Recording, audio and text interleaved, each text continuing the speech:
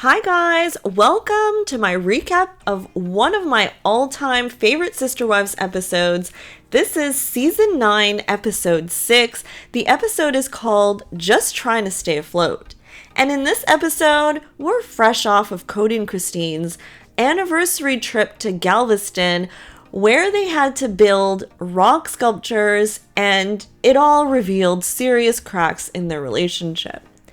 The main storyline is that Gabriel heard that there's a pirate festival where you can build a cardboard boat and make it float and race it, and the family decided to participate, which was super random, but kind of fun, honestly. So they first have to take a class about how to build a cardboard boat that floats. And there's this guy named Richard who's hyping it all up, and they're taking notes with their notebook, asking questions.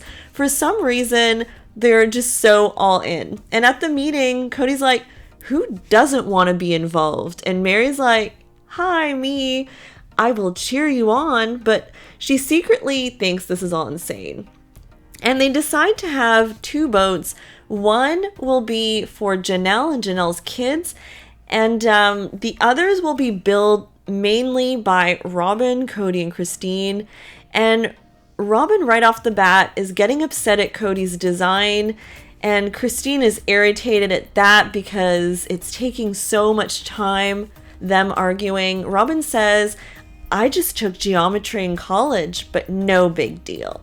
Okay, everyone, so she just wants everyone to bow down to her geometry skills while they're cutting this boat up. Weirdly enough, Christine is upset about them arguing because it's wasting time, but she will be arguing with Kody for most of the rest of the episode, so it's kind of ironic. Gwendolyn shows off her boat concept and admits that the process, like anything her family does, will be messy, but the end product might be good. And just pointing out this nice Scrabble art on Christine's wall with all the kids' pictures. I mean, so creative, and I like it. It's cute. Meanwhile, over at Janelle's boat, Janelle and Gabriel are butting heads over how to do things. Gabe says that Janelle is playing the mom trump card, which means she says, I am your mother. And then he has to listen to her. And Gwen and Gabriel are also kind of pitted against each other in this episode because of how artsy Gwen thinks the boat should be, and they have very different artistic visions, let's say. So for both boats, it is fighting and drama central. Meanwhile, over at Kody, Christine, and Robyn's boat, tensions are also escalating, and Kody walks in demanding that Christine and Robyn stop talking behind his back because, you know, he's been right about everything so far. Robyn and Christine tell him, of course we don't talk behind your back. But as soon as he goes inside, Christine talks behind his back. This is peak Christine and Robyn relationship times. I don't think it ever got any better than this.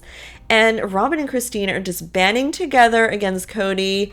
And I'm not mad at that. They chirp back at him together, laugh at him. It's like a whole thing.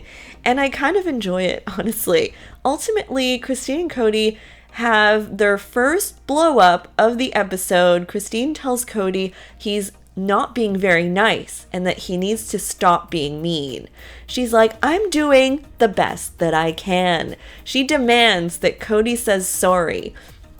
And Robyn is feeling awkward, kind of pretending like she's not there at this point. And meanwhile, over at Janelle's boat, you know, it's all coming together, and Janelle says that they will probably be up for long hours to get this done. Gabe admits that he's been throwing Gwen's ideas under the bus because he doesn't think they'll work. And Savannah accuses Gabriel of being bossy and asking her to get him a snack. So it's kind of like Gabriel is trying to be the big boss of the boat. And now we segue to kind of a serious topic, to be honest, from the boat action. Robyn and Kody are basically seeing that Robyn's ex, Preston, is apparently in Robyn's lawyer's office in Montana, potentially signing off papers to give up his rights to his kids. Things are pretty tense, and Robyn admits she can't even eat at this point, but they finally just get a text saying it's done, he signed, and Robyn's shocked, everyone is. They did not think it was going to be that easy, and they immediately run over to Mary to let her know first that he signed, because it was, after all, because Mary divorced Kody on paper that put them on the course to be able to get this accomplished. And, you know, when they tell all the wives Christine is crying in Robyn's arms, this was definitely the best time in their relationship ever.